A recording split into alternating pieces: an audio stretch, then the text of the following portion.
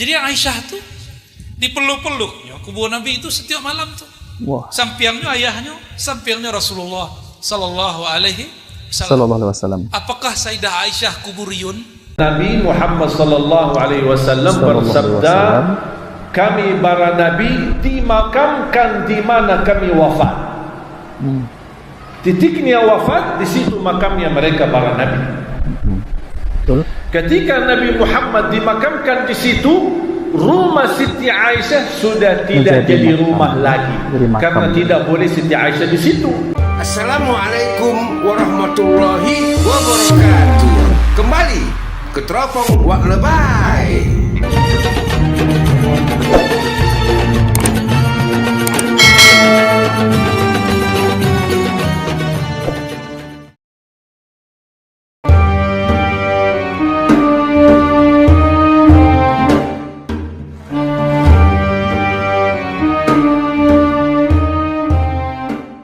Ar-Razi Hasim bertanya, apakah Sayyidah Aisyah kuburiyun?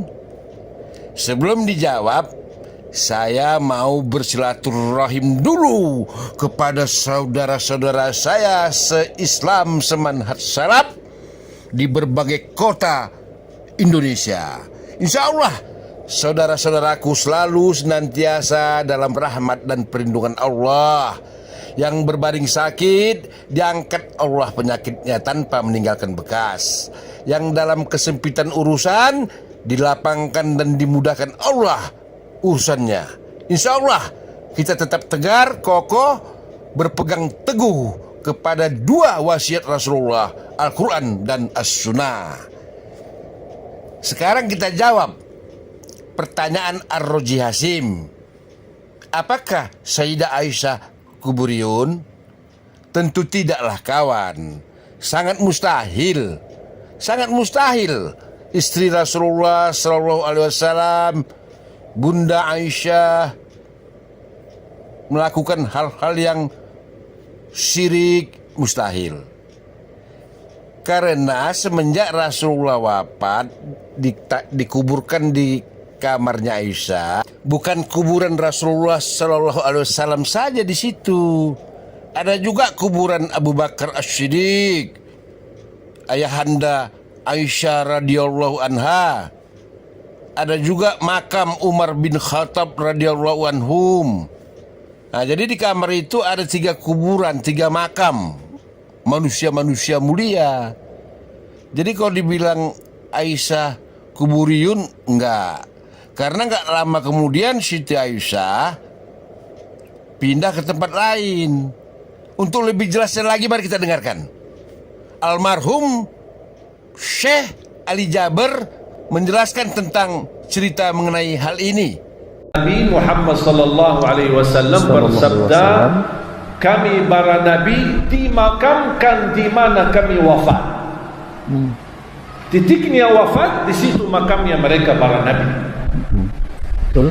Ketika Nabi Muhammad dimakamkan di situ, rumah Siti Aisyah sudah tidak jadi rumah lagi, karena tidak boleh Siti Aisyah di situ.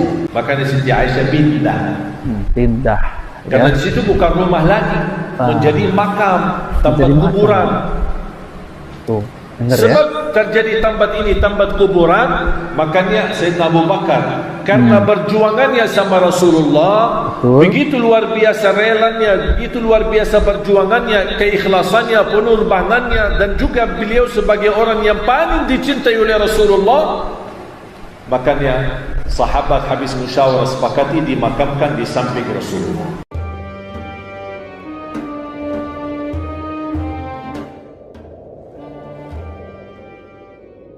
Syekh Fauzan, ulama poros Nabi yang disebut Wahabi oleh orang-orang kuburiyun.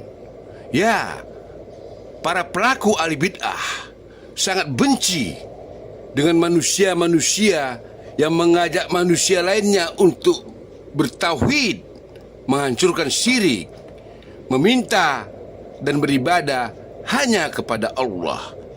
Syekh Fauzan adalah melanjutkan perjuangan dakwah Syekh Muhammad bin Abdul Wahab Itulah resiko perjuangan menegakkan kebenaran. Orang ini mengatakan Syekh Fauzan memberantas dan menyebut musyrik, syirik. Iya, berziarah itu dibenarkan dalam Islam, diperintah oleh Rasulullah. Substansi dari berziarah hanya untuk mengingat mati. Yang tidak dibenarkan adalah ketika orang datang ke kuburan, mereka beranggapan penghuni kubur itu semasa hidupnya orang yang soleh. Kemudian mereka menjadikan orang mati itu perantara agar doa mereka dijabah oleh Allah. Ini yang salah. Kalau minta saja langsung kepada Allah. Nggak usah pakai perantaraan-perantaraan dari orang yang mati. Nabi SAW. Iya enggak?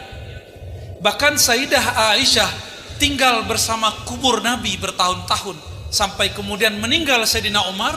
Sayyidina Umar minta izin. Kalau bahasa awak mambona. Ingat ya, ini syubhat ya. Mambona seboleh jo kepalo.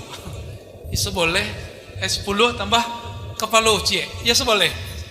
Seboleh jo kepalo wak mambona. Kira-kira begitulah kalam Umar. Tolong izinkan aku berkubur di samping kekasihku Rasulullah sallallahu alaihi wasallam. Akhirnya Sayyidatuna Aisyah keluar dari kubur Nabi. Keluar dari rumah hujrah yang di situ ada kubur Nabi. Jadi Aisyah tuh dipeluk-peluk. Ya, kubur Nabi itu setiap malam tuh. Wah. Sampingnya ayahnya, sampingnya Rasulullah sallallahu alaihi wasallam. Apakah Sayyidah Aisyah kuburiyun? Lihat nih tahu ya. kuburiyun.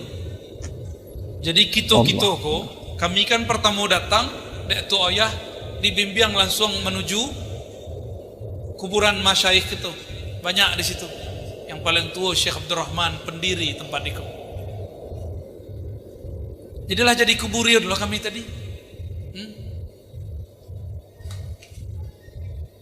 Akecek beliau Soleh Fauzan Imam Wahabi itu. Imam Wahabi katanya. Para sufi ubadul kubur. Terjemahan itu. Letarimo buya-buya disebut ubadul kubur, penyembah kubur. Letarimo. Kok terima berhenti mau berterikat.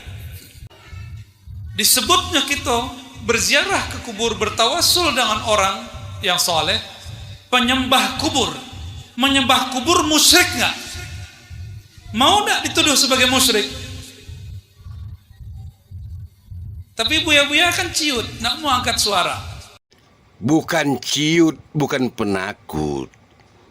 Sebab buya-buyanya paham. Meminta kepada orang yang mati itu tidak boleh, hukumnya syirik. Untuk lebih jelas lagi, mari kita dengarkan penjelasan dari ulama poros Nabi, Ustadz Piranda, tentang hukum meminta kepada orang yang mati. Tawasul kepada Nabi SAW setelah wafatnya Nabi, ini merupakan bid'ah. Dengan bentuk tawasul tersebut tidak mengantarkan kepada peribadatan. Karena kita tahu bahwasanya orang-orang musyrikin dahulu mereka juga bertawassul. Ya. Dalam ayat seperti kata Allah Subhanahu wa taala, mereka mengatakan ma na'buduhum illa liqarribuna ila Allahi zulfa. Kami tidak menyembah mereka kecuali mendekatkan kami kepada Allah sedekat-dekatnya. Dalam ayat yang lain mereka mengatakan haula'i syufa'auna indallah. Ya. Mereka adalah pemberi syafaat bagi kami di sisi Allah. Jadi orang-orang musyrikin dahulu mereka menyembah sesembahan-sembahan mereka seperti Lata, Uzza dan yang lainnya dalam rangka untuk menyembah Allah. Perhatikan sini. Jadi mereka menyembah sesembahan-sembahan mereka dalam rangka untuk menyembah apa? Allah. Jadi mereka masuk dalam kesyirikan dalam bab syafaat. Akan tetapi tatkala mereka minta syafaat kepada sesembahan-sembahan mereka disertai dengan peribadatan. Disertai dengan peribadatan sehingga mereka terjerumus dalam kesyirikan. Entah dengan menyembelih untuk mereka, entah dengan meminta kepada mereka, ya, entah dengan ketundukan, ya, kerendahan di hadapan sembahan-sembahan mereka tersebut, sehingga mereka bukan hanya sekedar bertawassul secara murni, tetapi disertai dengan peribadatan-peribadatan kepada sembahan-sembahan ya. tersebut. Lihat dengar Adapun nih ya. praktek yang dilakukan oleh sebagian kaum muslimin tatkala pergi ke kuburan Nabi, kemudian mengatakan, ya Rasulullah, mintakan kepada Allah Subhanahu wa taala agar saya gini dan demikian. Mohonkanlah kepada Allah.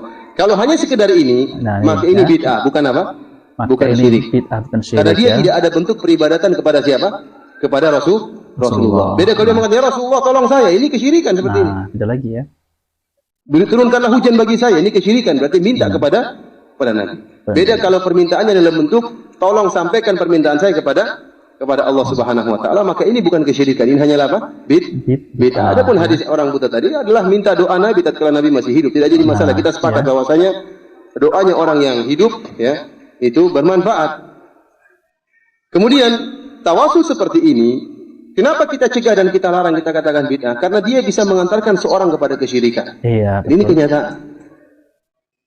Saya tanya sama antum ya, sekarang logikanya begini.